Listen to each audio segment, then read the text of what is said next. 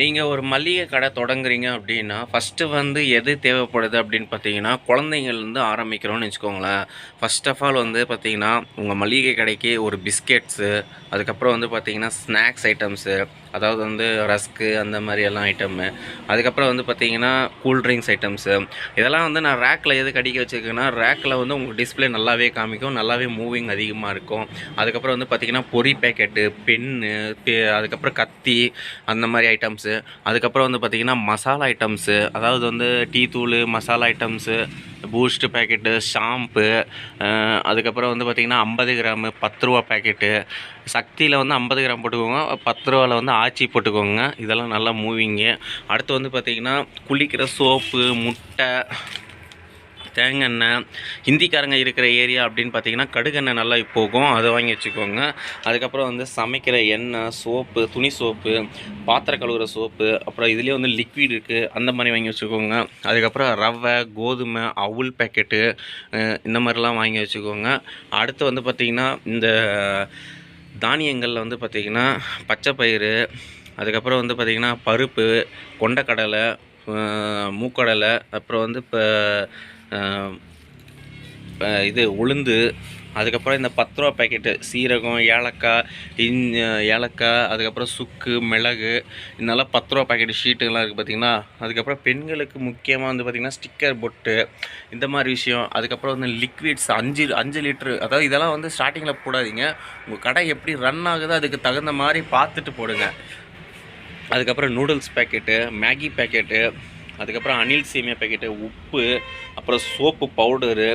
மெயினாக என்ன தேவைப்படுது அப்படின்னு பார்த்தீங்கன்னா அரிசி, சரிங்களா? அரிசி வகைகள், அதுக்கப்புறம் வந்து பார்த்திங்கன்னா சர்க்கரை, அதுக்கப்புறம் கோதுமை, மைதா, அதுக்கப்புறம் வந்து பார்த்திங்கன்னா ஊதுபத்தி, அதுக்கப்புறம் வந்து பார்த்திங்கன்னா பேஸ்ட்டு, சாக்லேட்ஸில் வந்து பார்த்திங்கன்னா குட்டீஸங்க அதிகமாக இருக்குது அப்படின்னா அந்த மாதிரி இருக்கிற சாக்லேட்ஸு, அதுக்கப்புறம் பார்த்திங்கன்னா கொசுவத்தி, லிக்விடு, காயிலு, அப்புறம் ஹிட்டு, இந்த மாதிரி சோயாபீன்னு, அதுக்கப்புறம் சர்ஃபெக்சல் லிக்விடு பேக்கெட்டு 10 ரூபா பேக்கெட்டு, அதுக்கப்புறம் மஞ்சத்தூள், குங்குமம், அப்புறம் ஜண்டு பாம் 2 ரூபா, தைலம், கம்ஃபர்ட்டு, அப்புறம் பேம்பர்ஸு, இந்த மாதிரி வகைகளெல்லாம் கண்டிப்பாக தேவைப்படுது. இப்போ இந்த வீடியோவில் இப்போ நீங்கள் எல்லாமே பார்த்தீங்க, இது எல்லாமே வந்து கம்பல்சரி தேவைப்படுதுங்க, சரிங்களா? அப்போ இந்த மாதிரி எல்லாமே போடுறதுக்கு வந்து குறைஞ்சபட்சம் முதல் எவ்வளோ ஆகுது அப்படின்னா, என்னுடைய அடிப்படையில் நான் சொல்ல வரணும்னா, நான் ஸ்டார்டிங்கில் வந்து பார்த்தீங்கன்னா ஒரு 50,000லேருந்து 1,00,000 ரூபாய்க்குள்ளே நான் சரக்கு போட்டேன். அதாவது வந்து பார்த்தீங்கன்னா 50,000 ரூபாய் ரேக்கு, ஆனால் மீதி வந்து 50,000 ரூபாய் சரக்கு. ஆனால் நிறைய பேர் கேட்கலாம், 50,000 போட்டதுக்கே இவ்வளோ சரக்கு கடை நிறைஞ்ச மாதிரி தெரியுது அப்படின்னு சொல்லி.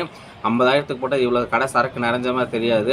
நீங்கள் கூடுதலாக வந்து பார்த்தீங்கன்னா 1,50,000 2,00,000 ரூபாய் சரக்கு நீங்கள் போட்டால் மட்டும்தான் இந்த மாதிரி கடை நிறைஞ்ச மாதிரி இருக்கும். ஸோ நான் கொஞ்சம் கொஞ்சமாக ஒரு நாளாக ரொட்டேஷன் அதிகம் பண்ணி என்னுடைய லாபத்தெல்லாம் எடுத்து அதுக்கப்புறம் வந்து பிற்பாடு இந்த மாதிரி கடையை நிறைஞ்ச மாதிரி ஃபுல் பண்ணேன். ஏன்னா கஸ்டமர்ஸ் எப்படியெல்லாம் கேட்குறாங்க அதுக்கு தகுந்த மாதிரி.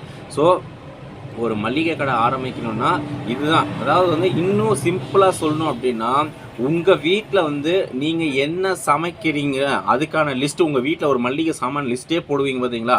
சர்க்கரை வாங்கணும், அரிசி வாங்கணும், பருப்பு வாங்கணும், எல்லாமே அதையே இது பண்ணிங்க. என்னன்னா அதில் குவான்டிட்டி கம்மி, கடைக்குன்னா குவான்டிட்டி கொஞ்சம் அதிகமாக எடுக்கணும், அவ்வளோதாங்க வித்தியாசம். இதை நீங்கள் தெரிஞ்சுக்கிட்டீங்கனாலே ஒரு மளிகை கடை தொடங்குறதுக்கு என்னவோ அதுக்கான வேலையை நீங்கள் ஸ்டார்ட் பண்ணலாம். நல்ல ஒரு தொழில் கண்டிப்பாக பண்ணுங்கள்.